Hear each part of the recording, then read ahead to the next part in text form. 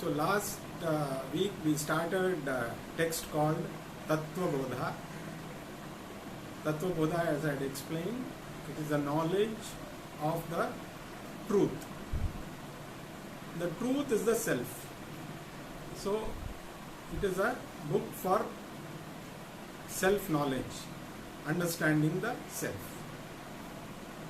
So we will first chant the first verse because it's a prayer verse, because always we start with a prayer. So we will, if you can chant as I chant, or you can chant after me also. So we'll start. Vasudevendra Yogindram Natva Jnanam Pradam Gurum Mumukshunam Hitarthaya Tattva Bodho Vidhiyate.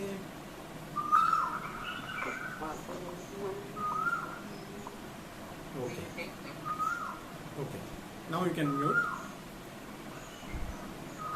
So the first verse, as I said, it's a prayer. The author, as I told, it is probably one of the Shankaracharyas, though some credit it to Adi Shankara also. And he first pays his respects to the Guru as well as to the Lord, and he presents this book for the benefit of mumukshus, which basically means those who are interested in liberation, freedom. So for the benefit of such people, he has presented this book. Then we started what are the qualifications for this particular, for attaining self-knowledge. What are the qualifications one should have? Now, another question may arise, why should I get self-knowledge? What are the benefits? So, there are actually five-fold benefits of self-knowledge. So, this is something which will help us to understand the need for self-knowledge.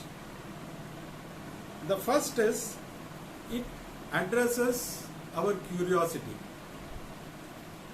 Now, curiosity is of three types. The first curiosity is about the outside world. Whatever we see outside, we are curious about it. We want to know about it. So that is the first curiosity. The second curiosity is about the maker of this world. Who is the person who has created this world? You can call him Lord, Ishvara, but the curiosity is, who is this person? Where is he? Because if there is a creation, there has to be a creator.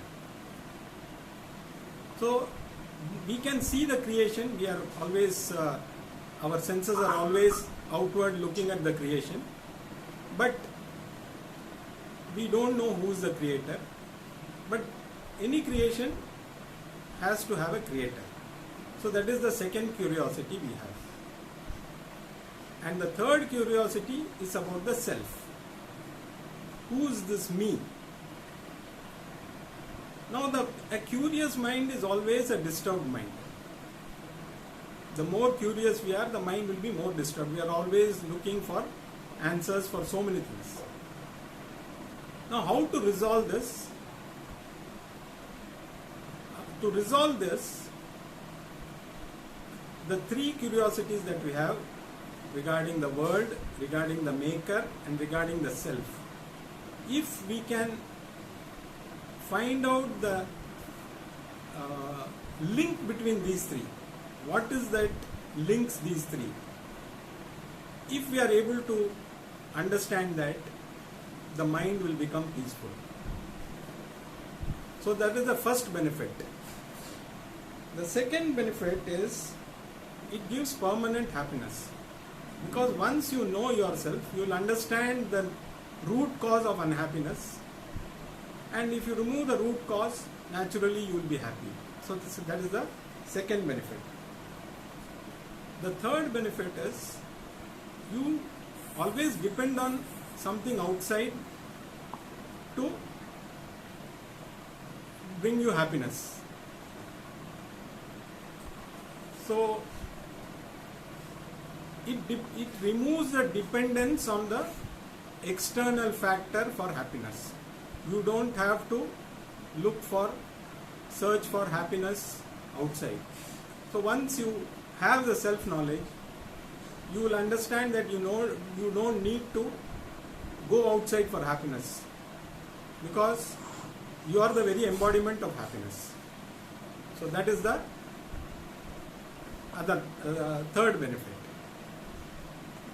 The fourth benefit is it reduces the impact of all the happenings on day-to-day life. We go through so many things which disturbs us in many ways. Self-knowledge will help us to handle these situations, what we encounter every day, in a better way. And the fifth one is it increases our efficiency. For example, if the computer is not working as it should, it is because of certain viruses. So viruses reduce our efficiency, reduces the efficiency of the computer. So we need to use an antivirus so that the computer starts functioning with its full efficiency. Similarly, we have a lot of emotional disturbances which are the viruses for us, which reduce our efficiency. So we are not able to perform to our ability because these viruses are disturbing us. So the emotional disturbances that we have are like the virus. Now how do we remove that? The teacher who teaches you the self-knowledge is an antivirus. So the teacher gives you, or rather shows you, the way as described in the scriptures to take care of these emotional disturbances, thereby removing the viruses, which in turn helps you to improve your efficiency. So these are the five-fold benefits of self-knowledge, which all of us are looking for, but maybe not many are interested to know about self, because we are so much engaged in the outside world that we don't really bother about knowing ourselves, which is rather unfortunate. But once you get that urge to know the self, then actually you start progressing towards a better life, I would say. Of course, that urge has to come from within. So we had also looked at the 4 qualifications that are required to attain self-knowledge. So the basic qualification, which is very, very important, is called mumukshutvam, which basically means the desire to attain freedom. Because anything you want to attain, unless you have the desire to attain that, you cannot go any further. You want to study a particular subject, or you want to excel in some sports, or you want to excel in arts. The basic, you want to learn music, same. So basically you should have the urge to learn whichever subject, be it maths or music or game like badminton or cricket, whatever. So that is the first qualification for anything. So here the urge to attain freedom from all the things that are binding us. So we are bound by so many things which create unhappiness and insecurity. So basically we are looking for freedom from these two things, unhappiness and insecurity. So that is the first qualification. So because if we don't have this, there is no point in proceeding further. Okay, I have the desire for freedom, I want to move further. So what else should I have? What else should I know? So in that, the first qualification that we saw was vivekaha, which means discrimination. So discrimination between what? Discrimination between the permanent and the impermanent. So that is the first qualification which we should have. Now all these other qualifications, if you have the basic desire, which has to come from within, it cannot be taught. But once you have the desire, the other qualifications can be added. You can make efforts to add the other qualifications, even if at this moment you feel you don't have the qualifications, you can always work and get those qualifications. But the basic qualification of wanting to know something cannot be added, it has to come from within. So viveka is the first qualification, which is basically discriminating between the impermanent and the permanent. So again we had seen what else we see, what all we see outside is all impermanent, because everything is ever changing. The only permanent thing that we have is ourselves. So it is called as Brahman. How that is, we will, as we progress, we will understand. At this moment, we need to understand, like I said, there are certain terminologies in Vedanta which we need to understand. So all these terminologies will be looked at later in a deeper way. So first is, we need to understand the difference between the permanent and the impermanent. For example, if you are watching a movie,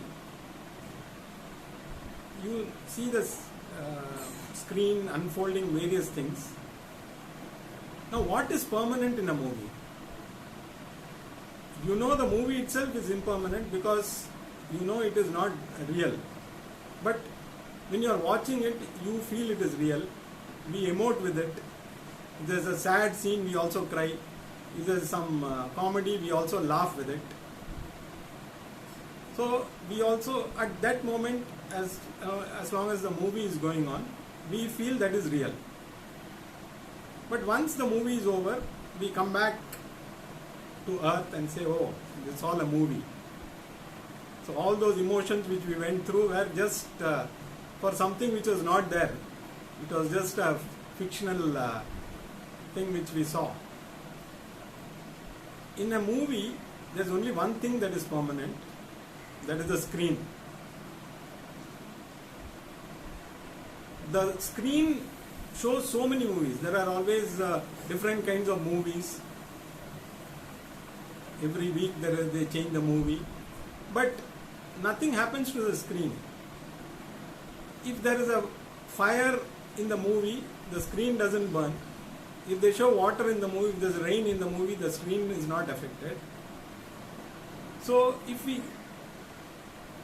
expand this example to our selves, so whatever we are watching actually is like a movie outside, and whatever is permanent is you. So you are like the screen in the movie, just for an example. So this is what Viveka is all about, understanding what is permanent and impermanent. The next quality or the next qualification that we need to have self-knowledge is called Vairagya, dispassion. Now dispassion towards what? Dispassion towards all the worldly things that we aspire for.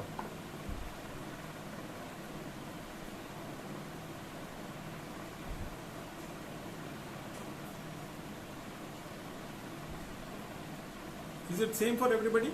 It's not audible? Yeah, it's audible. It's audible, okay. I don't know, sound the check. Maybe his signal is weak. What? Voice was breaking. Okay. For others it is clear? Yeah, it's clear. Okay. Okay. Then soundly I think you have to check your connection. Okay.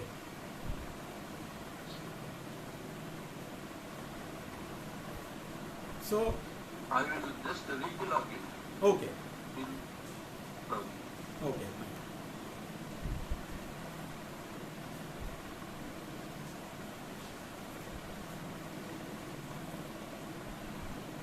So the second qualification that we saw was vairagyam, which is dispassion towards all the worldly things.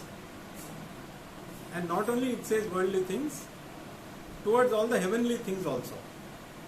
Now why does it say heavenly things? We all strive for heaven. In fact, in every religion, whatever people do is to attain heaven. So why we should not aspire for heaven? That is the next basic question people may ask. After all, everybody is looking for that. So what's wrong in looking for heavenly benefits? Again, we need to understand, even heaven is not permanent. All the good deeds that you do will definitely give you a chance to go to heaven. Again, heaven is something which nobody has gone and come back and said, yes, I have been to heaven, it is wonderful. It's all based on whatever our scriptures say, as well as what our elders say, and but there is no proof that there is a place called heaven. So probably we can make heaven here itself. The situation that we create for ourselves can be heaven or hell as we live in this world itself. But if there is a place called heaven, and they say you can go to heaven and enjoy, you can wine and dine with the Lord forever. So whatever they give this thing about heaven, so we are all charmed by that. Like you go, like all these holiday people who advertise for all these holidays. They say, okay, there's a wonderful place surrounded by mountains and there's a lake and this thing and that thing. So you fall for it, and finally when you go there you discover there's one small pond and there's one small hill and whatever was promised was not what you had expected. So it is similar to that. Heaven is also a place where, however good it be, let us say it is good, it is a lovely place, but as long as you have your punyam, you will stay in heaven. It is like you have earned some money, you go on a holiday.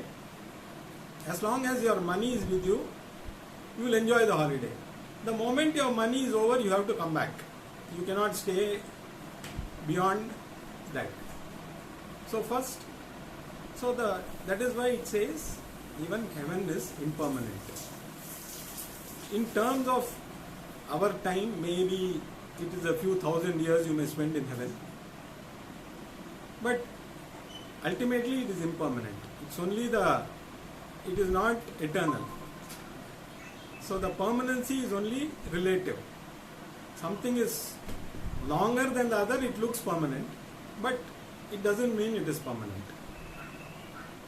So that is the reason why it says dispassion regarding the enjoyment of the worldly things as well as the things in heaven. So this was the second qualification. The third qualification is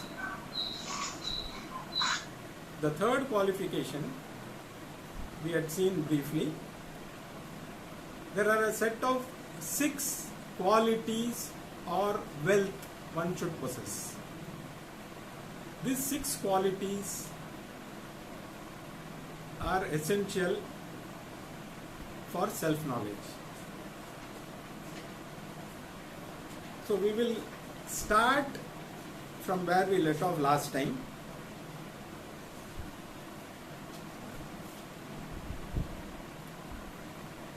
So we had stopped with dispassion. So the next verse is Shamadhi sadhana sampatti kaha ka. What are the qualities starting with sama that one should have? So the answer is Shamo dama uparama asti titiksha shraddha uparamasti tiksha shraddha samadhanam cha iti. So the 6 qualities or wealth one should have is Shama, Dama, Uparama, Titiksha, Shraddha and Samadhana. These are the 6 qualities we should possess. If we don't have that, we need to acquire those qualities. So all, whether it is Viveka or Vairagya or these 6 qualities, they can be acquired. First to know how to acquire them, and then we can find ways and means to acquire them. So at this moment, if we don't have those, we can always acquire them. So that is the good part. So what are those 6? Like I said, Sama, Dama, Uparama, Titiksha, Shraddha and Samadhanam. So these are the 6 qualities we should possess. Now let us look at them one by one. So the next verse is Shamaha kaha. What is Shama? The answer is Mano Nigraha. So the answer is also given in the text itself. Mastery over the ways of thinking. So this is the definition of Sama. Now what is this Sama? We need to understand a little more, because how to attain Sama. So first we should know what is Sama. Now if you look at all of us, we go through a lot of emotions. Now where do these emotions occur? They occur in our mind.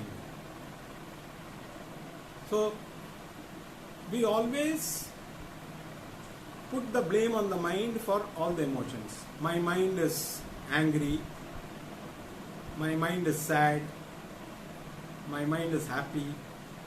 So all these emotions happen in the mind. So we assume that it is the mind which is disturbed by all these emotions. But honestly speaking, it is not the mind that is disturbed. The mind is only reflecting your emotions. So you are the person who is disturbed, and the mind is just reflecting your emotion. So if the mind is showing anger, that means you are angry. If the mind is showing fear, that means you are afraid. If the mind is showing happiness, that means you are happy. So the mind is only a reflecting medium for your emotions. But unfortunately, we tend to blame the mind for everything. Oh, my mind is disturbed.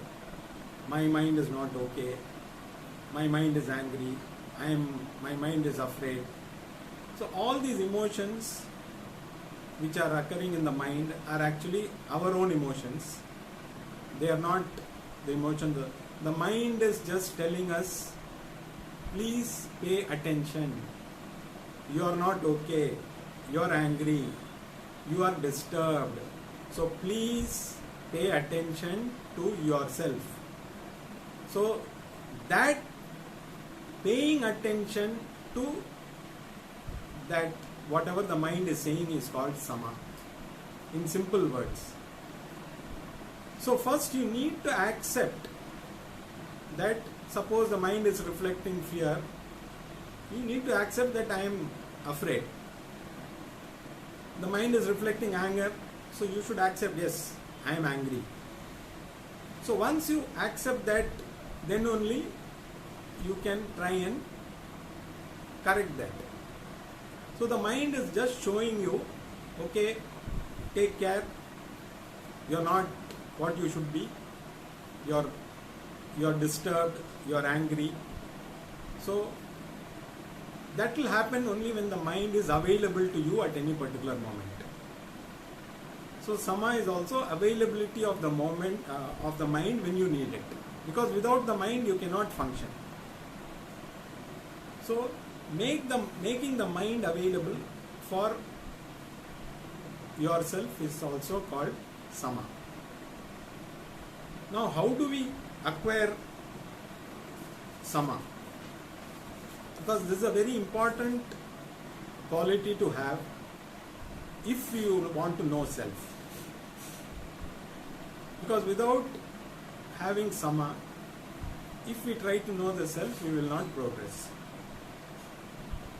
So the first, this thing is accepting the emotion,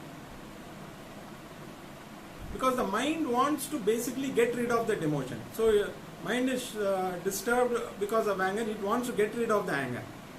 It is anxious, means it wants to get rid of the anxiety. So the mind wants to get rid of. It is for you to help yourself to get rid of that. It is just showing that you need to get rid of this. Now how do you get rid of this? Is the next. So once you accept, yes, I am disturbed. My mind is showing there's a disturbance in me. I am angry. I am afraid. I am anxious. We need to get rid of it. So again, that is how our scriptures or our shastras have designed the entire day-to-day life. So we have prayer, we have meditation, we have japa. So all these are tools to help our mind to attain that sama. So we have to find whatever suits us. If we are comfortable with doing puja every day, please do that. That is one of the very good tools to attain the state of sama. If somebody is interested in doing japa, they can do that. Even a visit to a temple, you go and spend some time in the temple, you sit there for a while, you see the puja happening there, that also will help you. So there are various ways and means prescribed in our shastras. So the shastra just doesn't tell you, okay, you should take care of this. It also gives you the ways and means. It is up to you to choose and pick whichever is suitable to your mindset. So the first quality that you should possess is sama. The next one is called dhamma. Now dhamma, we'll read the next verse. Dhamma kaha. What is dhamma? The answer is chakshuradi bahyendriya nigraha. That is control of the external organs. Chakshu means eyes. Adi means all the other sense organs. So it includes all the sense organs. It just mentions one, eyes, etc. So we know all the sense organs. So control of the sense organs. Now we cannot control the mind. That is for sure. The more we try and control the mind, the more we are going to suffer. But what we can control is our sense organs. For example, especially the eyes, they are a very powerful medium. Any visual thing can create a big impact on the mind. because that is one of the major inputs to the mind, because all the five senses provide inputs to the mind. So one of the major inputs are the eyes. Now how do we control the eyes? By closing our eyes itself, we can control one part of the input. Similarly, whether it is the hearing, touch, smell, taste, everything we can control by our effort, and thereby you can gain control over the mind to some extent, at least to some extent. If you say you close your eyes, your mind is not disturbed by all the things that are happening around you because you don't see. You can close your ears so that you don't hear anything, so that you don't get disturbed, so mind is not disturbed. So that is possible. So if we cannot have sama, then we should have dhamma. So first, through dhamma, controlling our sense organs, we can progress to sama, because ultimately sama is what is required. But how to get sama? This is the next best way is to have dhamma. For example, if you are angry with somebody, we tend to either show our anger directly, or we may tend to suppress that anger. Either way, it is not good, because if you express the anger, it can affect the other person. If you don't express, it can affect you, because all the anger that is there inside you may burst out in a different way. So how do you express, how do you manage to control this anger? For example, one simple solution is you move away from the scene. For example, if you are angry with somebody or somebody is angry with you, you can tell that person, okay, I think you are angry at this moment, so let us not talk about it, we'll talk about it later. So that is one way of, taking care of that particular moment. Or we may have our own ways and means. You withdraw from that, but still the anger is there. You can go to a lonely place and then shout whatever you want to, so that it doesn't disturb anybody. You go to a jungle or something if you have something like that nearby.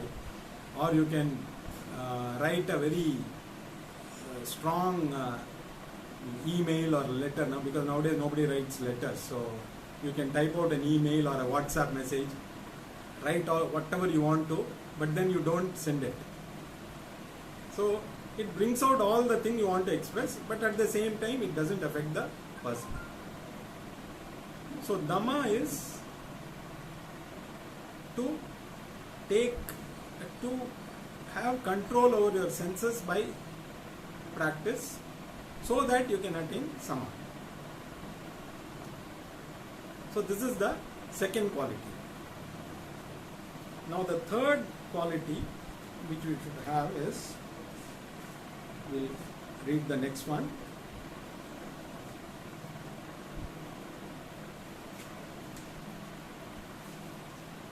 Uparama kaha. What is Uparama?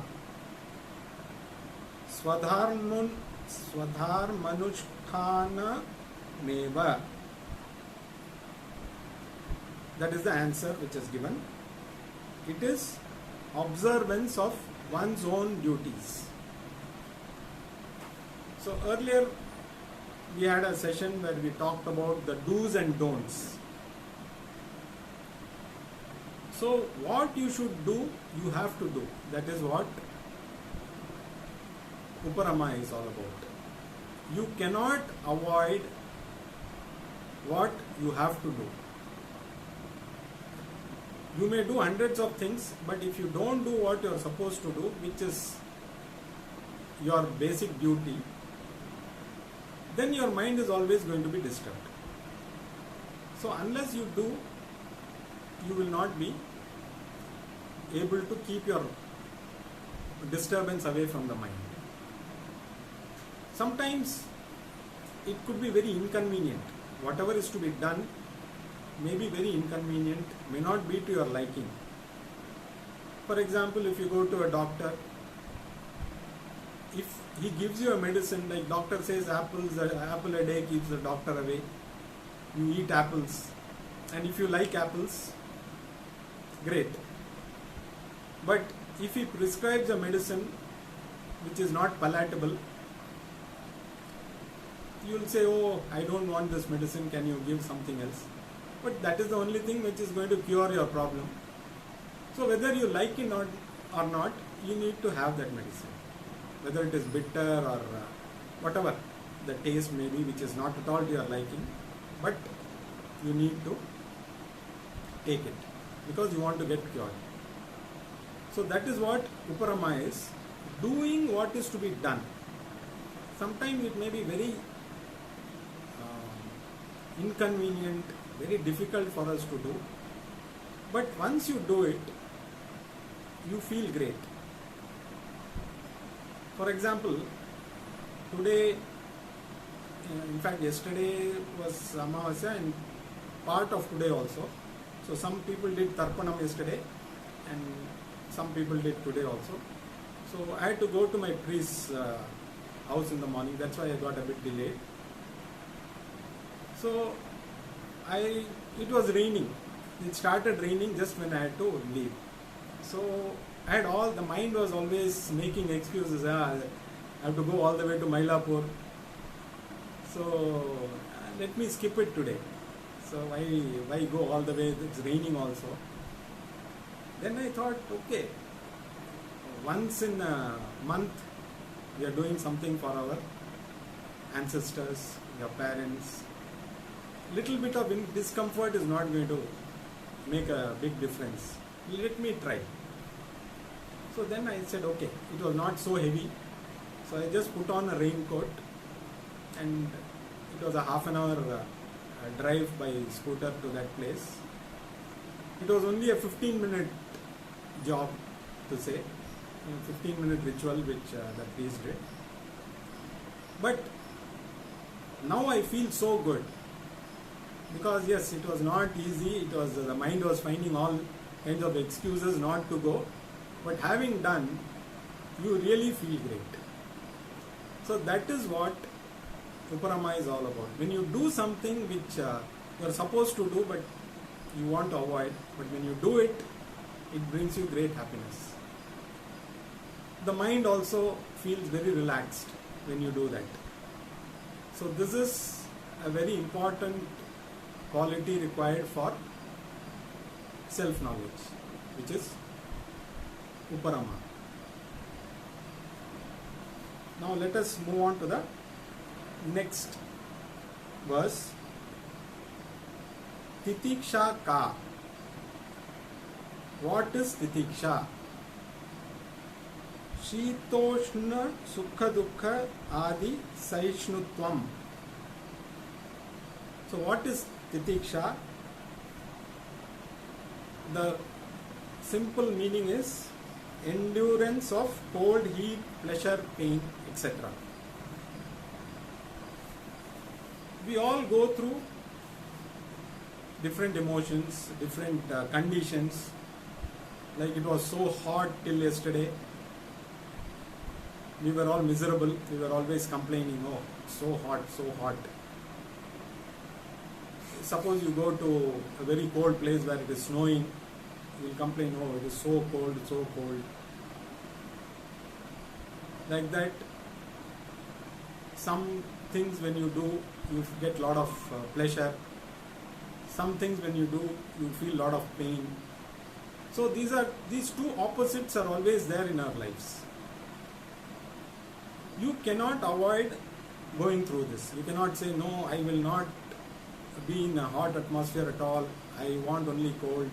Or I don't want to be in a cold atmosphere. I want hot and humid climate. or I don't like pain. So we have to learn to endure both pain and pleasure. Now it is not just enduring this. Okay, you have no choice, you have to endure. It is hot, but we always complain, it's so hot, it's so hot, it's so hot. Or when it's cold, we say it's so cold, I'm not able to bear, I'm not able to bear. So we are always grumbling, but we have no choice to go through. If we are able to endure these things in a cheerful way, that is called titiksha. So we have to learn to endure hot, cold, pleasure, pain. We know it is there. We have no choice. Accept it. Okay, heat will come. Few days we were feeling the heat. Today it's better. So it's all temporary. So let us not be disturbed by this. Let us do what is required. Okay, it's very hot. Switch on the AC. It takes care of the heat. It's painful. Okay, something is painful. You have a wound. You apply some medicine there. Okay, the wound cannot go away just by wishing. Okay, let me accept this.